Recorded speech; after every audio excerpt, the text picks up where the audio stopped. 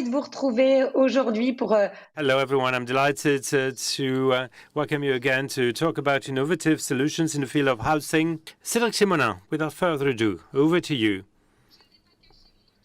So we'll not, this is the second innovation session that I've been moderating, and there's been a majority of ladies. You're a minority yet again. But I'm delighted to see so many innovative women at the root of these innovations. So you have 5 minutes for your pitch. But I wanted to start asking, well, is building a political statement? Well, thank you very much for this question, Laura. I believe so. In my view, this is a citizen action. And really, this is about activism. What do we wage this battle against? Well, preconceived ideas. And our profession is often related to a number of preconceived ideas. Why innovating? Because our clients are only looking for an address, a zip code, surface areas, or investments. With these types of questions, there's quite a long way to go between now and us getting virtuous building, green buildings. I'd like to compare for us the automotive industry sector and that of building. Let's take a look at picture number 1. In 1970, the ratio between the price of a car and a flat were, by and large, where they are today. The price for a brand new car against for 5 or 6 square meters of a brand new housing unit. Strangely enough, there's more gap between a Ford of the 70s and a flat of 70s and a flat of today's.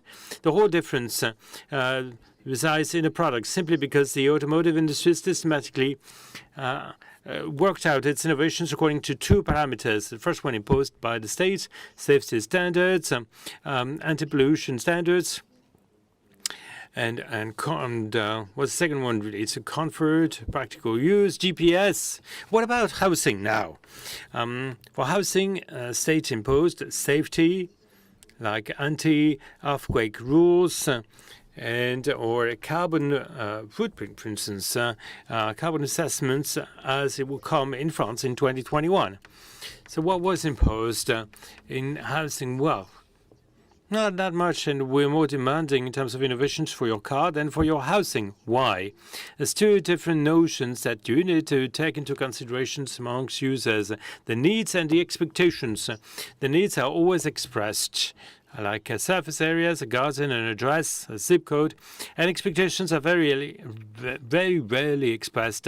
Just connections between health and the buildings, as an example. Needs are thought on short-term basis, investments on long-term basis. When we address needs, you create desires, you create value. So let's come back to the topic of today. When we talk about investments in real estate, and we only tend to focus, and politicians only focus on short terms. They want, terms of office, what's good for their image, whilst investors want short-term, or property developers want short-term profitability. And I build quick, and I go away.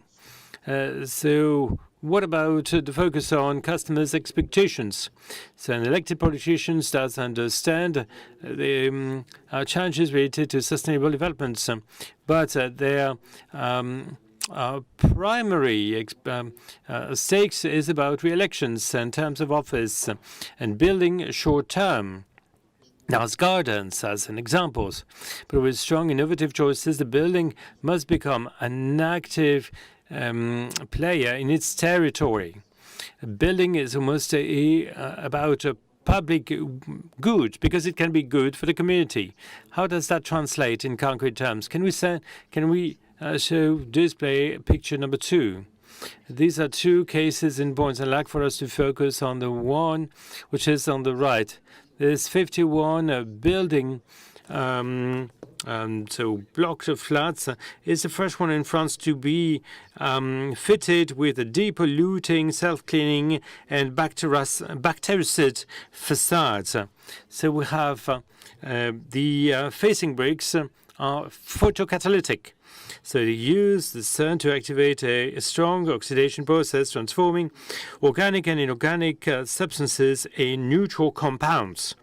This product accelerates the natural process of decomposition of pollutants and prevents their formation on the coating. The surface implemented on this facade is capable to absorb the equivalent of what 20 cars reject discharge in CO2 over a year. So if we were to do this all of us, can you imagine the impact this would have on the pollution of cities? Breathing would be made easier. I think as we're the pioneers on the preservation of the quality of the air inside our buildings, it's only natural that we are mindful of air outside of these buildings. So we need to give more decisional powers to local players because we, generally speaking, work on a scale of a neighborhood. And this is what R20 and reflected with Mrs.